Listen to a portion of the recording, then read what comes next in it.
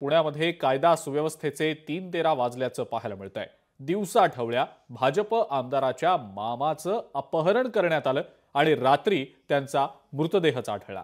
सत्ताधारी पक्षातल्या आमदाराच्याच नातेवाईकांसोबत जर असं होत असेल तर सर्वसामान्य जनतेचं काय असा प्रश्न विरोधक आणि सर्वसामान्य सुद्धा विचारतायत। पाहुयात याच संदर्भातला हा विशेष रिपोर्ट।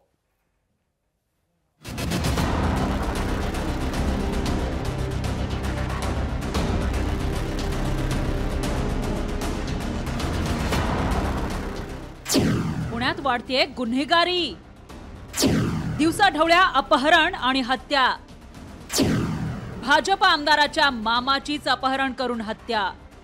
हडपसरचे आमदार योगेश टिळेकर यांच्या सख्या मामाचं आज अपहरण करण्यात आलं आणि त्यानंतर त्यांचा मृतदेह आपण बघू शकतो की या शिंदवणे घाटामध्ये आढळलेला आहे। आज सकाळच्या सुमारास शेवाळवाडी या ठिकाणी असलेल्या त्यांच्या घरातून त्यांचं अपहरण करण्यात आलं।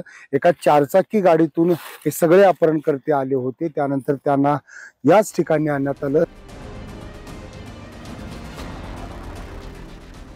पहाटे अपहरण आणि रात्री त्याच परिसरात मृतदेह आढळल्यानं पुण्यात एकच खळबळ माजली आहे। भाजपचे विधान परिषदेचे आमदार योगेश टिळेकर यांचे मामा सतीश वाघ यांचं राहत्या घराजवळून सोमवारी सकाळच्या सुमारास अपहरण झालं आणि रात्री त्याच परिसरात त्यांचा मृतदेह सापडला।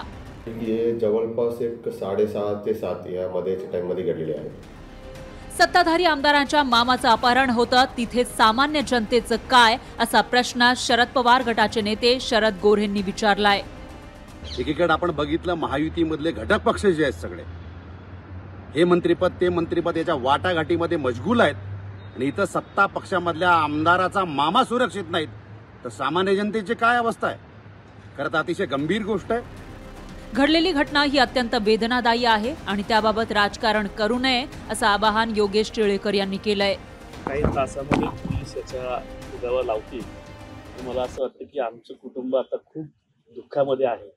याचं कुठलंही राजकारण न करता शेवटी आमदाराचा मामा असेल किंवा सामान्य नागरिक असेल, प्रत्येकाच्या कुटुंबाचा ज्यावेळेस त्याला अशा पद्धतीचा आघात होतो त्यावेळेस राजकारण न करता पोलिसांची सुद्धा बाजू समजून घेऊन आपण काम करण्याची आवश्यकता आहे। भाजपचे आमदार योगेश टिळेकर यांचे मामा सतीश वाघ यांची ज्या ठिकाणी हत्या करण्यात आली त्या शिंदवणे घाट या ठिकाणी मी सध्या आपण बघू शकतो की सकाळच्या सुमारास त्यांचं अपहरण शेवाळवाडी या ठिकाणाहून करण्यात आलं होतं आणि त्यांचा मृतदेह जो आहे तो याच ठिकाणाहून ओढत नेत पलीकडच्या ओढ्यामध्ये टाकण्यात आलेला आहे।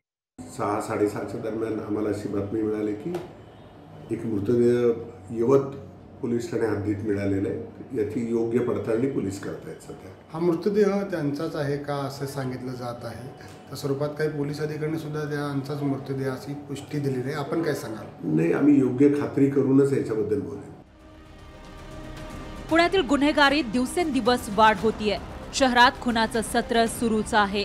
गेल्या 8 दिवसात 5 खून झालेत तर सोमवारी भाजपचे आमदार योगेश टिळेकर यांच्या मामाचं अपहरण करून खुनाची घटना समोर आल्यानं शहरातील कायदा आणि सुव्यवस्थेबाबत पुण्यात प्रश्न निर्माण झालाय। चंद्रशेखर भांगे, लोकशाही मराठी, पुणे।